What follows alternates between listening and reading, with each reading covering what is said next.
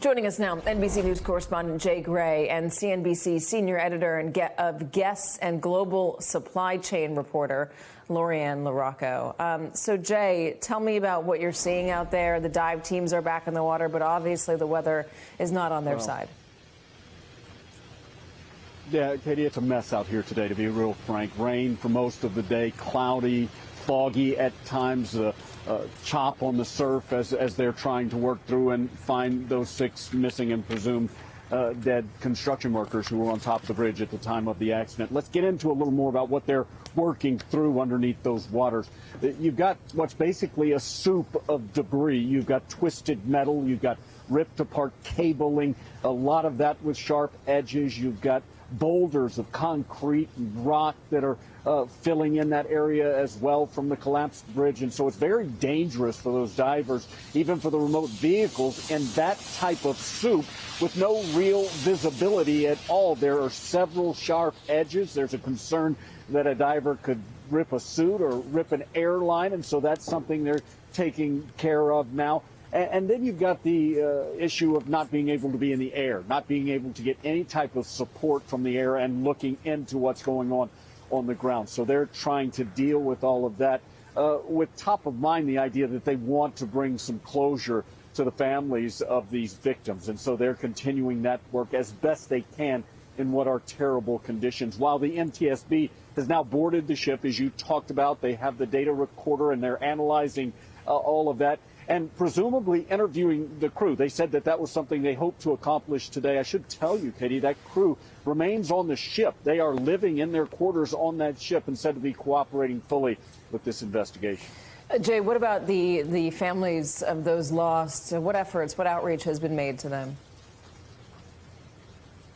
Well, the governor has spoken to them personally, to the family members of the victims. They're being provided all the information that is available, he says, and he says that he's going to make sure that the efforts they dedicated to the search and rescue continue in this now recovery mission. He says that he will be in constant contact with those families and that the state, along with the federal government, will provide them with the things they need to try and move forward from this tragedy, realizing that a lot of them don't know what they're going to need right now, don't know how they're going to move forward, and they'll be looking for that help. Lori-Ann, you've been our expert on global supply chains, also our expert on ports. Tell us what it means to have this port shut down right now. Well, Katie, it's significant because it's the 11th largest port in the nation. And more importantly, it's the commodities that go in and out, which is why it's so important for our economy and for the logistical supply chain. It is the largest importer and exporter location for automobiles and farm equipment, as well as light trucks. You bring in sugar, you bring in gypsum, which is also brought in, it's made for cement. It's made, it's a critical component, if you will, for drywall. And the problem here is that the fact that the port has no estimated time of when it's going to be back up, you're in a logistical scramble where the retailers out there, the Home Depots of the world, the IKEAs of the world, they are now trying to figure out which ports around the East Coast their product is going to be coming in. And to compound this, Katie, they just found out today, and it's breaking news for the audience, there are some ocean carriers that are declaring force majeure, which means that they are going to drop off their boxes over at these new diverted ports, but it's the onus of the shippers to pick up their products. So they now have to start from ground zero in finding a truck and finding, rail in terms of getting their container out. Definitely. So it's really a mess. A logistical emergency. A lot of our systems, our supply chain was disrupted during the pandemic. Were there resiliencies built in post-pandemic in case of an emergency where a port shuts down? Resiliencies for this? Absolutely not. I mean, in terms of the resiliency, you're looking at port capacity, the ability to move the containers out. And so, I have reached out to all of the ports. The good news here is that the consumers are not spending as much. We've talked about this before. So there are less containers coming in. So the diverted containers, they can get in through the ports, A-OK, but it's speaking to the chassis providers. Like, do you have enough chassis now at these ports to pick up the extra containers? And from what I'm hearing, they can, but it's all delayed.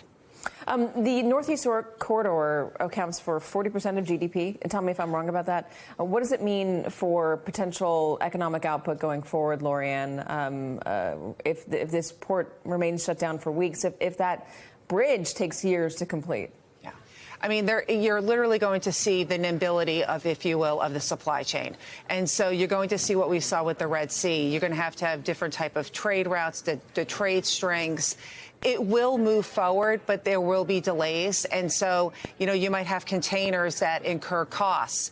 All of these costs, Katie, are passed over to the consumer. Yeah. So that's the reason why you need that line of sight, right, of where is my container so I can pick it up and get it out. Lorianne LaRocco, thank you very much for your expertise. Jay Gray, thank you very much for getting to a camera for us. We appreciate it. Hey, everyone. MSNBC has a new and improved app. You'll get real-time alerts and analysis, live blogs, in-depth essays, video highlights, and the best 2024 election coverage. Download the new MSNBC app. Here's how to do it. You tap on the App Store on your phone. You hit search on the bottom right corner. You type in MSNBC. You click on the MSNBC app. You click on Get or the cloud icon and enjoy it.